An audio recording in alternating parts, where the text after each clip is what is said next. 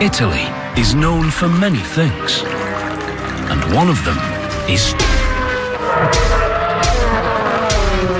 speed. And speed Italian style conjures up one name: Ferrari. They have the most Formula One wins in history. But the company has hit a speed bump. Consumer sales are unsteady. It's a watershed moment for one of the most iconic brands in the car biz. Their response is extremely risky. Some even wonder if they've gone insane. Ferrari FF is total sacrilege. A four-seat, four-wheel drive supercar with a hatchback. This is a Ferrari?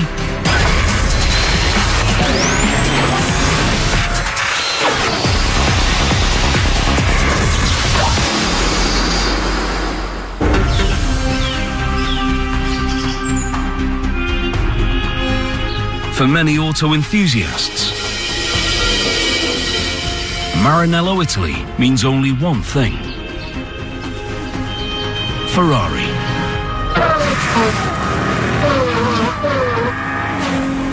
You have to go on the track and you have to win. Ferrari is very good at winning. The only company that's raced every season of Formula One since the series began in 1950.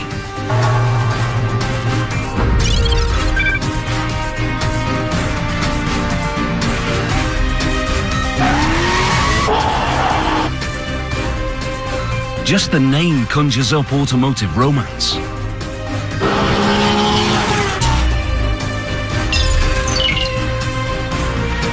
For years, the company has been famous for building Formula One race cars.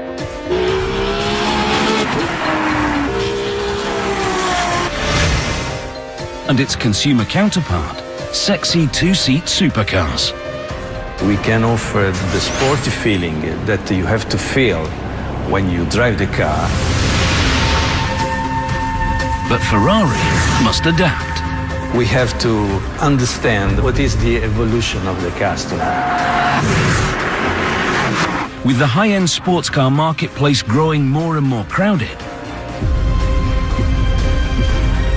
the company needs a new machine. This is a completely new kind of model because we are thinking of completely new customer. Something bold, something striking, something different. Big innovation in terms of how we conceive the product. The answer comes at the 2011 Geneva Auto Show. Today, it's even more important than a surprise because this car, FF, represents for us really a very important and fantastic challenge. 1, 2, 3, go.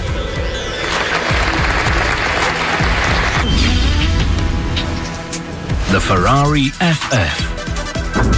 A supercar that's unlike any other on the road today. But a machine that threatens to be highly polarizing. I mean, we all think Ferrari's a bunch of guys that are like, let's do this, it's crazy.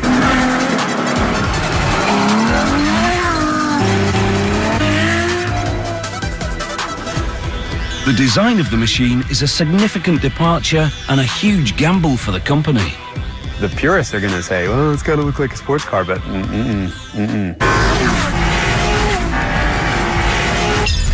Some people question if the company's gone nuts.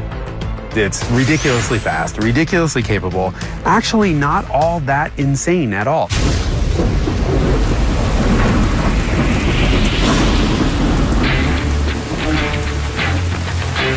But Ferrari feels it has to shake up the marketplace. This is a new segment. This is the answer to the question that the world is changing. And to do it, they need to respond to that change. In recent years, sales have been uneven. Although people who can afford a Ferrari were less affected by the economic crash, it certainly made sales unpredictable. They're business guys. And at some point, somebody probably looked at a business case and realized that Ferrari owners also have things with a hatch, some sort of SUV, some sort of other car with a reasonable backseat, and they thought, well, why give up this business to somebody else? Historically, the brand has never been about practicality.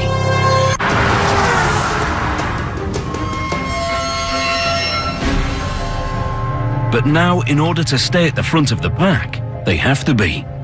As time changes, we wanted to have a car which was fitting even better to the request of our clients. The key request is I would like to use my Ferrari as much as possible.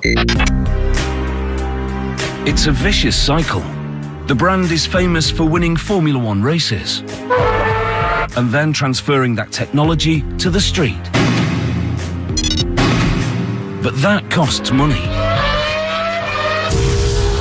And there's a limit to how many two-seat supercars that can't hold groceries you can sell.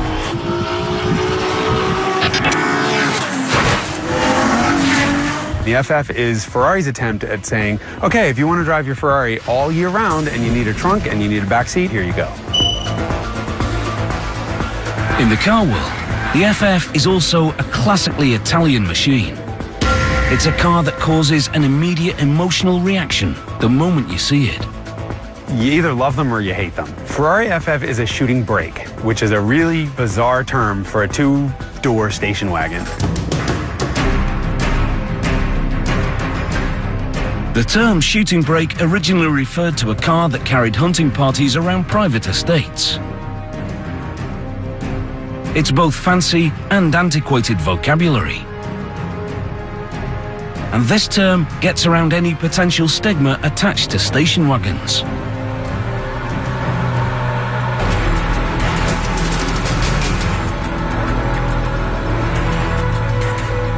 The car is conceived to be a car for 4 people. Being a car for 4 people means that you need to have some space inside, and this is also, of course, shaping the car outside. Shape and style are everything at Ferrari, for both the cars and the factory.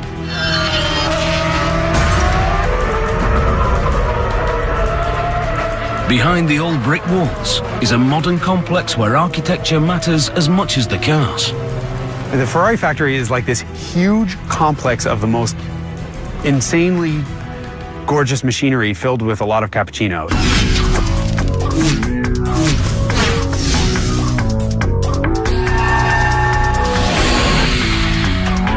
The factory is spread out over a 250,000 square meter campus.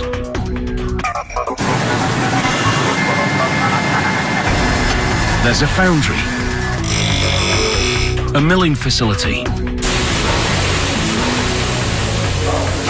a paint shop, a final assembly line,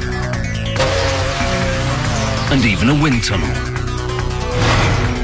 It's a place that treasures history and cutting-edge futurism. It is not what you'd expect from Italy because it's kind of corporate and it's kind of clean and everybody is doing exactly what they should. But when you start noticing the way the robots move and what exactly they're building, then it becomes special. Special because a company philosophy links the quality of its cars with the quality of its workplace.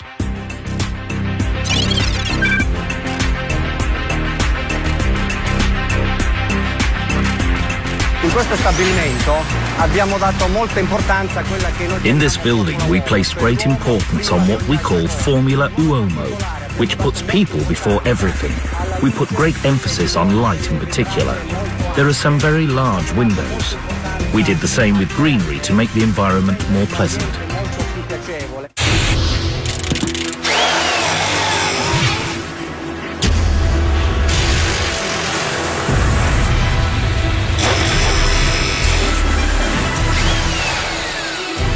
Few would question the beauty of the Ferrari factory.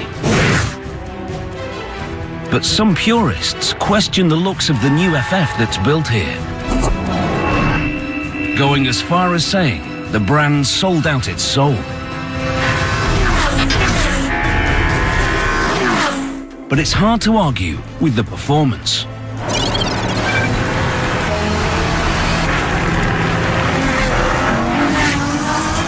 Balancing speed and style has always been a universal supercar conundrum.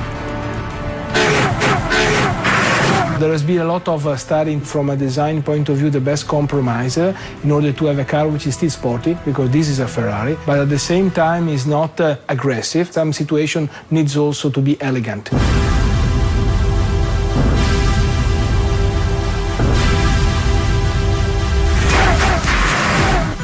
The look of the car is the most striking and obvious change, but it's not the most revolutionary.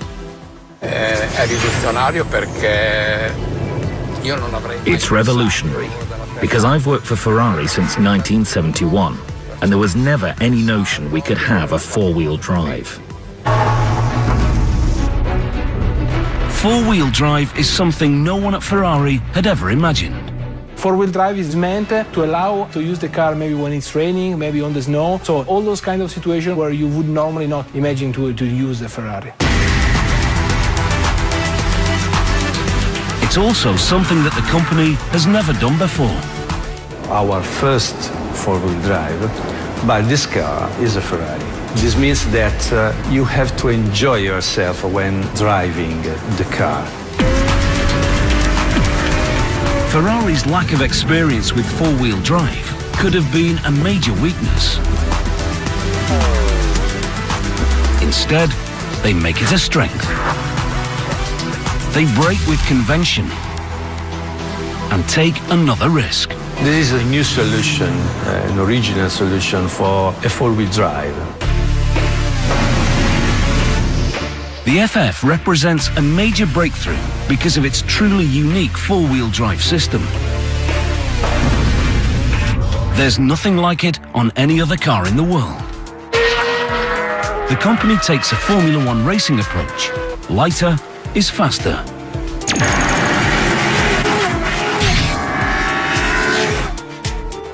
And applies it to their four-wheel drive system. What's the problem for a normal four-wheel drive? The most important problem is the weight. Weight is the enemy for all supercars. But it's even more of a challenge for a four-wheel drive supercar. Four-wheel drive is single-handedly the worst thing you could do for weight in a car. You're adding gear shifts and drive shafts and stuff all over the place. In a conventional four-wheel drive machine, the engine sends power to a transfer case. The transfer case distributes energy in two directions, using two different drive shafts. Ferrari's solution is to ignore the transfer case completely, and instead uses two different transmissions, but only one drive shaft. The technology might be complicated, but the result is not. The FF is fast, very fast, with a top speed of 335 kilometers an hour.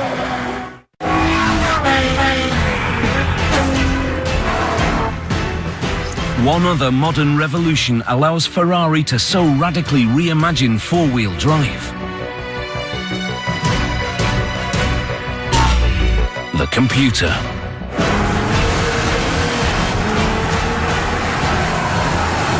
The surprise is it's got a 7-speed automatic in the back and a 2-speed automatic in the front, and the computer just kind of slips clutches and figures out how to make it all work. And as a driver, you don't know what's happening, it just works. The computers were developed by the company's Formula One team. Like always in Ferrari, we're doing innovation. Being this technical innovation is in our DNA. We also always have strong link with our past. There is a direct and immediate connection between Formula One and the FF. We have 3 important phases that we are working with the Formula One: engine, aerodynamics, and electronics.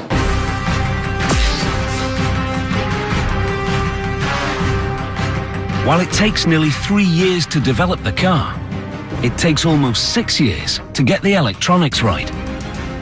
We developed together with the Formula One guy, a lot of algorithms that are our algorithms.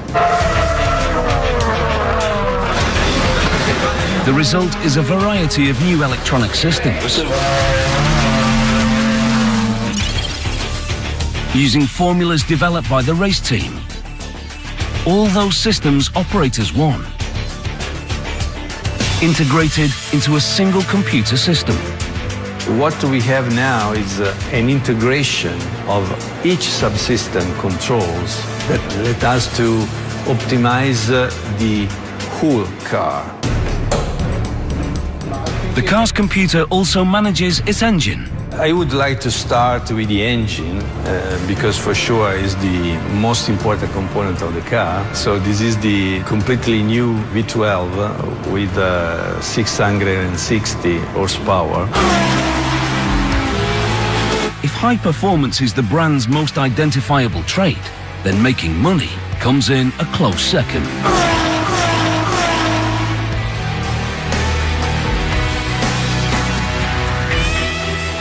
The brand is owned by Fiat and has the highest profit margin of any marque owned by the automotive conglomerate.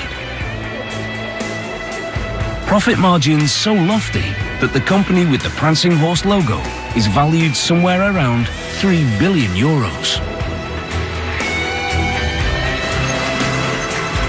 Analysts peg the entire Fiat Group's net worth at around €8 billion.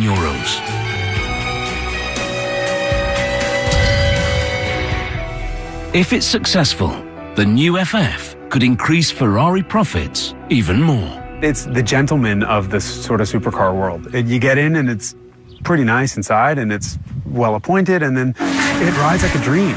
The joke is, here's a car that can keep up with a Ferrari 458 Italia on the racetrack, and you're driving on the street, you might as well be in some Lexus.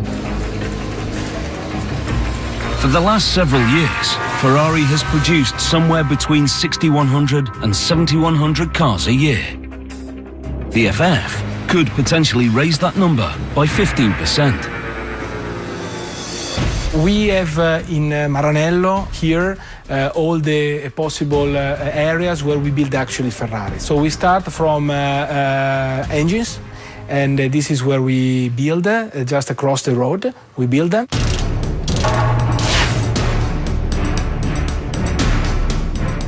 That engine comes to life not with wrenches, but with molten metal. If your image of a foundry is a dark, dirty place with flames flashing all over, Ferrari's a surprise.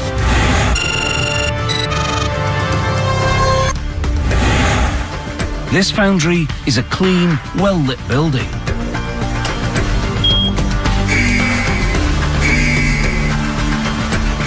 That looks more scientific than industrial.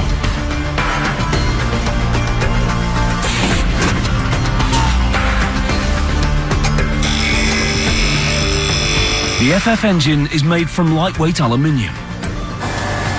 We melt the aluminum, the ingots, and we reach more or less 800 degrees inside the furnace. They fill a huge cauldron, taking samples of the melted aluminium to ensure its exact chemical composition. Then pouring the molten metal into a second furnace to heat it some more. To have a complete filling of this furnace, we use 900 kilo of aluminum.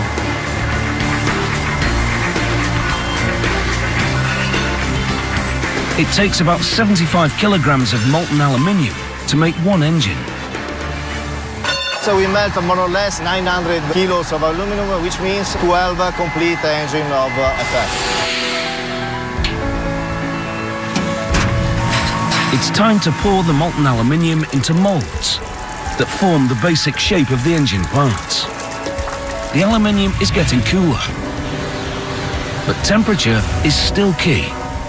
The temperature is very critical. We use more or less inside the mold 300 degrees. It's critical because the temperature of the mold have a very important effect on the mechanical characteristics of the engine.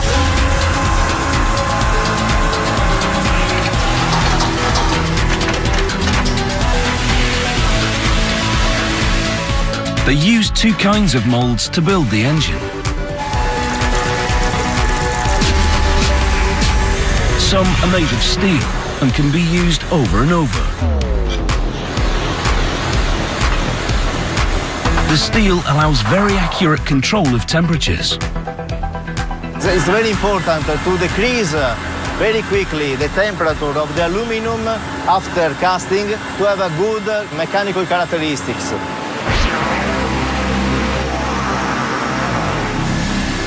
The second type of mold is made from sand. Inside the foundry, we have also the department where we produce the sand cores. This is really important because they produce all the cavity inside the engines. Without the cores, the steel mold would produce one giant block of aluminium. So what we can see here is all the cavity inside the cylinder heads. Then this block is placed inside the permanent mold, the mold closed, and we put the aluminum inside the steel. Even the kind of sand they use needs to be special. The most important thing in this phase is the quality of the sand, because in this sand there are some resins, and the resins can give us some defects inside the mold. For example, we can have bubbles or gas or other defects like this. This is no easy day at the beach.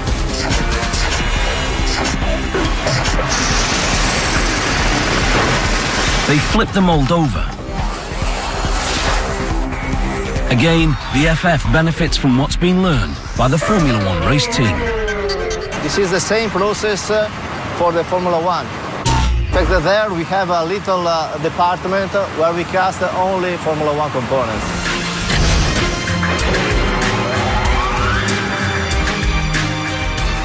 There's a control area where they measure every finished mold. The operator is looking for all the cavity, so he's controlling that the cavity are without defect. Tolerances are remarkable. The maximum variation allowed is 0.5 millimeter. And what they can't check visually, they check with an X-ray machine. It's the first of several quality control steps that FF Parts will go through. Because in launching a radical departure for the brand, they don't leave anything to chance.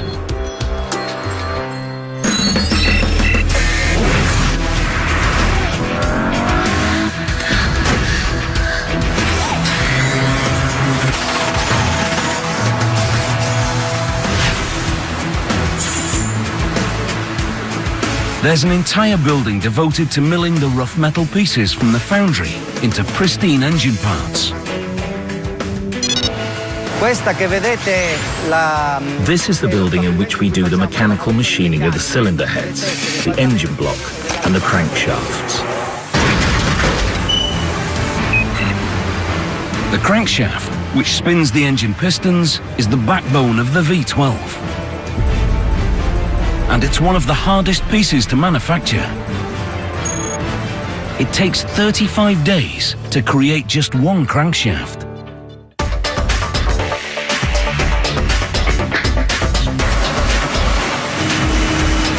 After receiving a raw piece from the foundry,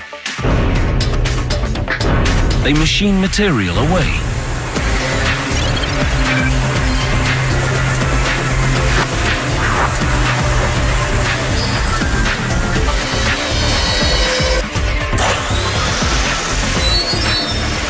Heat treated. Grind more metal away by hand.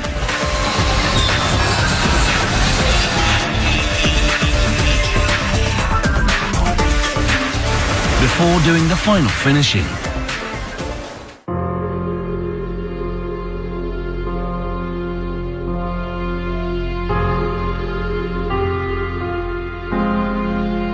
Like the old days, men grind and polish engine parts by hand.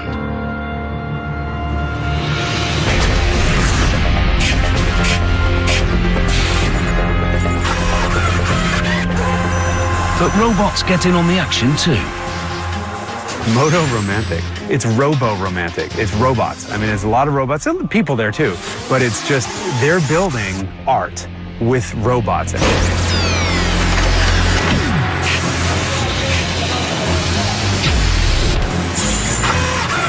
Robotic art with a literary twist. Questa è una delle 2 isole robotizzate dove montiamo le sedie. This is one of 2 robot islands where we put the valve set inserts into the cylinder heads. On this island in particular, we've nicknamed the robots Romeo and Juliet because one passes the valve set insert to the other before it's put into the head.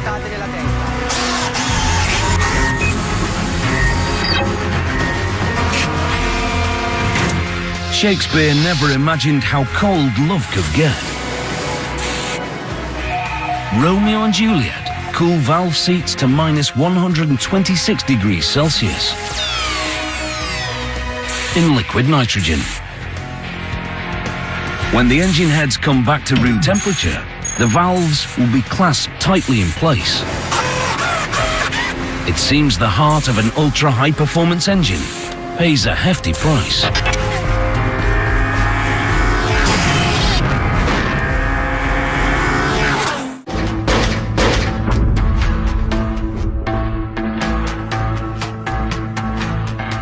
Ferrari is now ready to build the FF's world-famous V12 engine. We are in the engine assembly area. Having been in the foundry and in the mechanical machining area, we are now at the point where the machined cast and forged components are assembled into an engine. This is the 12-cylinder line. One man will build a new power plant from start to finish. It will take him 5 days to do it. 5 days to create a 660 horsepower masterpiece directly derived from Formula One racing.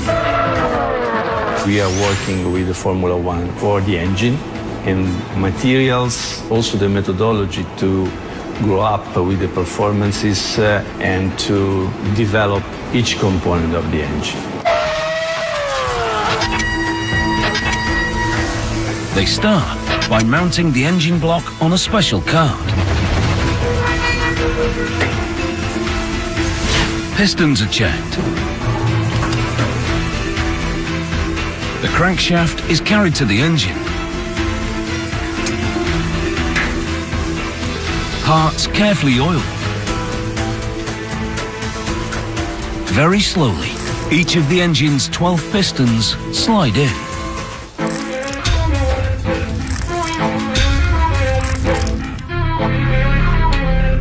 Gaskets and cylinder heads are installed.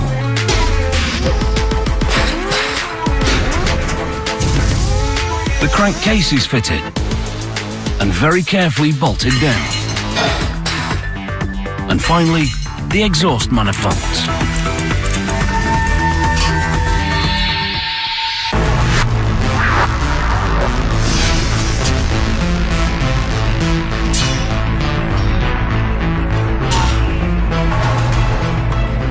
Another V12 engine is ready to be shipped to the final assembly area. A radically shaped Ferrari FF is about to be born.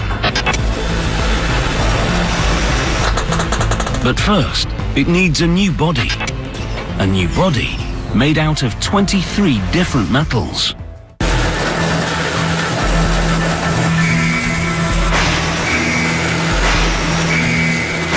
In a world where many exotic cars use carbon fiber and other composite materials to cut weight, Ferrari uses aluminium. An inheritance from its early Formula One cars, which were all built with aluminium bodies. The FF is an evolution of our aluminium alloys. So in order to save every time as much as possible the weight of the car, we are specializing every part of the car with the right alloy. The FF's body is crafted at Ferrari's Scaglietti facility, which is located 18 kilometers away from Maranello. It's the only part of the production process that's not done within the factory complex walls. But it might be its most artistic.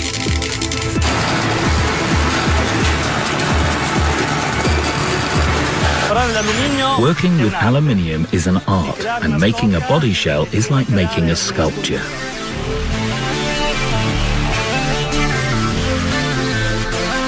A sculpture that comes to life, piece by piece, as artisans weld them together.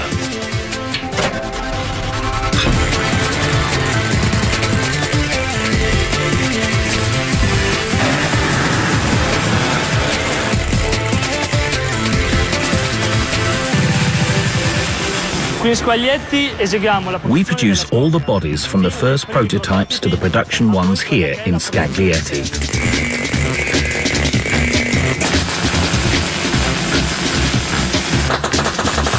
60% of the body is put together by individual craftsmen.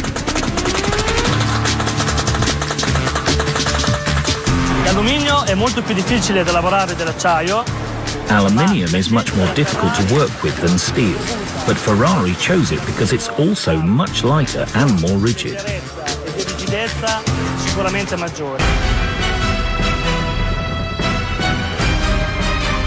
This need to combine lightness with rigidity leads Ferrari engineers to choose 23 different materials. 23 is the big number, but probably in the future we will increase this kind of number. Each part of the car must be designed in order to save the weight as much as possible. First, they place the aluminium space frame on the line.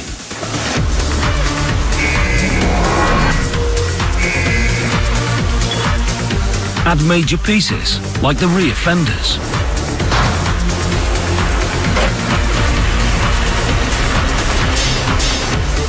The roof.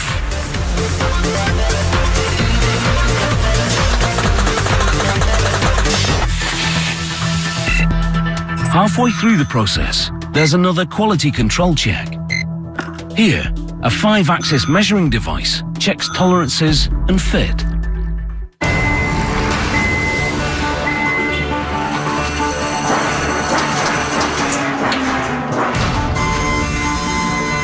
They hang the doors.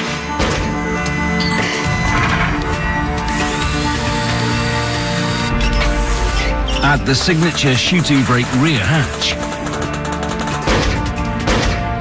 Put on the front fenders. And finally, the hood.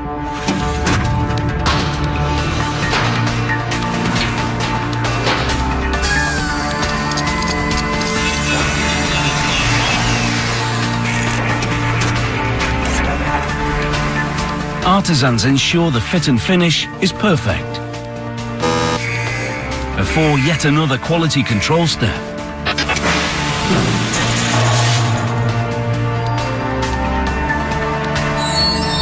This time under special lights that help workers see any imperfections in the sheet metal.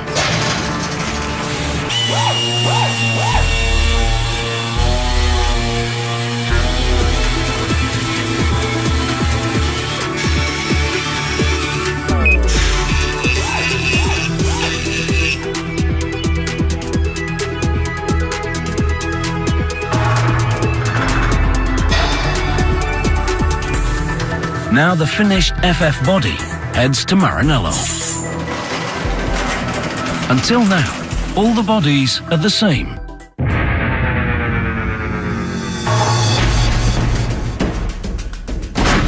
But that's about to change. Inside a room very few people ever get to see. If you're one of the lucky few who can afford such a luxurious supercar, odds are you picked out your upholstery and other options here. Nowadays, 99% of the Ferraris have at least one personalization by their owners.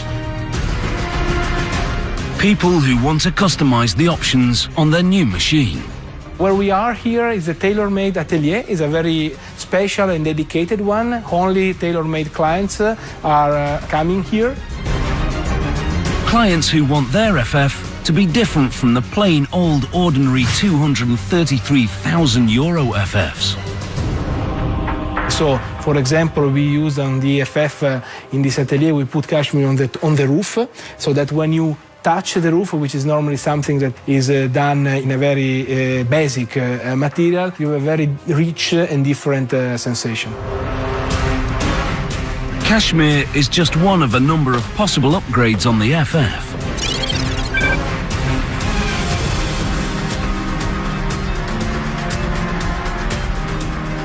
So for the trunk of this FF, we want to do something really different. This is a very nice touch because it's aging with time, so the color is changing as it does. We tend to experiment. The only point, and we need to be very mindful here, is that these materials are going to a car. Mindful, because there's only so far Ferrari will let the customization go. A client who comes here to have a tailor-made car is always assisted by a personal designer who knows the guidelines that we have to respect the brand. So a pink Ferrari will not be born in this room, for sure. So they won't go pink. But one of the more popular colors is the same red they paint all their Formula One race cars. That classic Ferrari red and all the other colors they offer are applied in the paint shop in Maranello.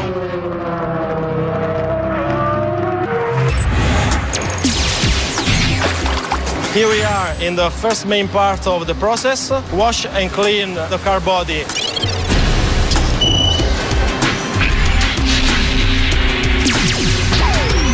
They put the car into chemicals to keep it from rusting. The challenge of the painting is to guarantee there is no corrosion.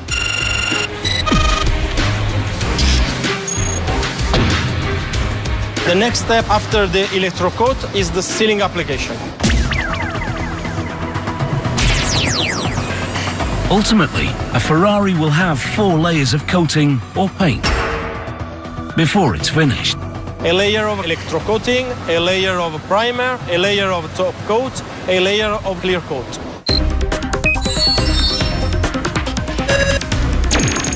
It's a process that can't be rushed. To paint completely an FF, we need 2.5 days.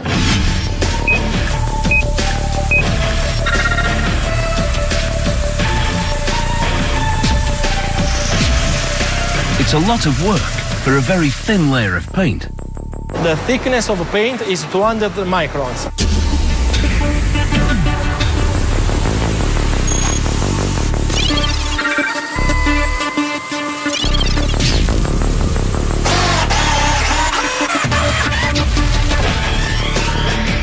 The final inspection is more important for us because it's a manual activity, visual activity, and the people are skilled to discover all the imperfection on the painting, only looking at the reflection of the light on the surface.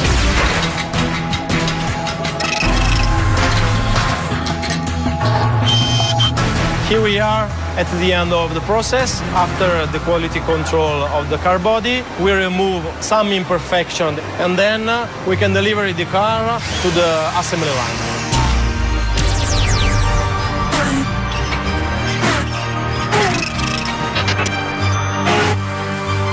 A newly painted FF is about to head off to the final assembly line.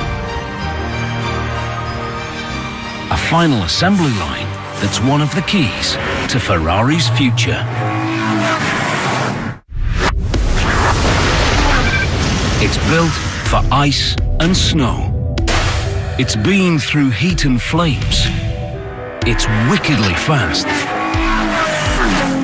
And a total reinvention of a brand. But the FF can't actually be called a Ferrari until it hits station number 1 on the final assembly line. That's where the hands of just one man add a logo that means more than simply speed.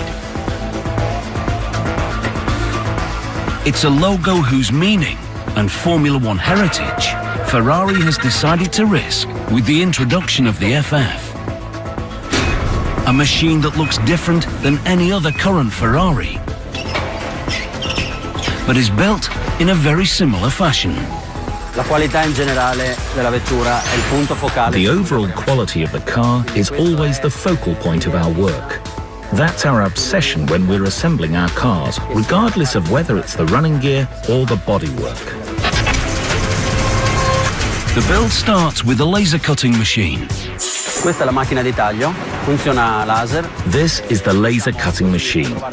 It helps us select the best parts of the leather because only the finest leather can be used in our cabins. Leather pieces that are then sent to two sub-assembly areas, right next to the final line. They install the monster Formula One-based CPU chip that connects all the subsystems together. Now, it's time for the dashboards.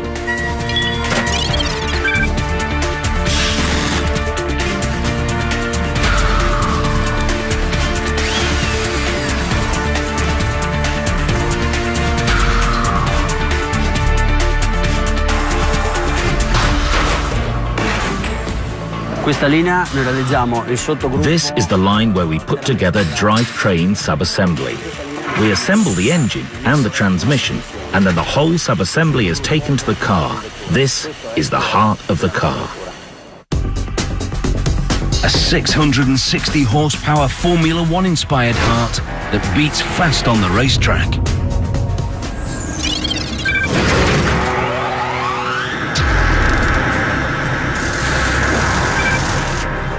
With a heart and a badge, the FF is almost a race-ready Ferrari, but not quite yet.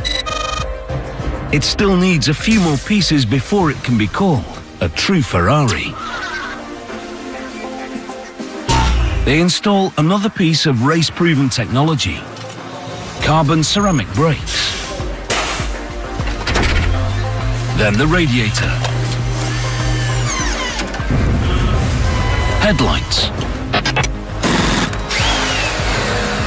and tyres.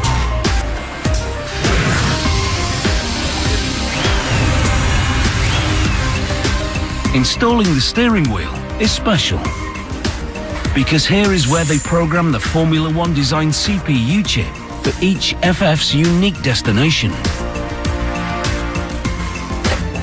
It's like turning on your home computer for the first time. It asks you what country you're in, what time zone, what language you want. Now every new FF knows whether it should display kilometers or miles per hour, liters or gallons. Finally, it's time to put the finished doors on. Install the seats. And do the final quality check.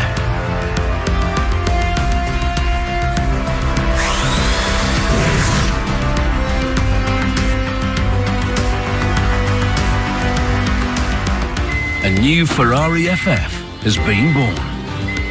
But whether some think it should have been is still a question open to debate.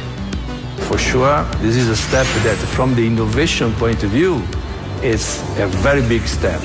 But from the characteristic of the shape and so on, is not the same that we had in the past. The first all-season, every-condition four-wheel drive Ferrari. I've driven it in the snow, I've driven it up in the mountains. Chances are people, are, when they go skiing, are still going to take their SUVs, but you can drive the FF to your garage where you store your SUV. Now it's up to the marketplace to decide whether Ferrari has done the unthinkable, or simply the next logical step in a Formula One racing heritage that goes back over 50 years. Different Ferrari for different Ferraristi, different Ferrari customers. This is the new philosophy of Ferrari.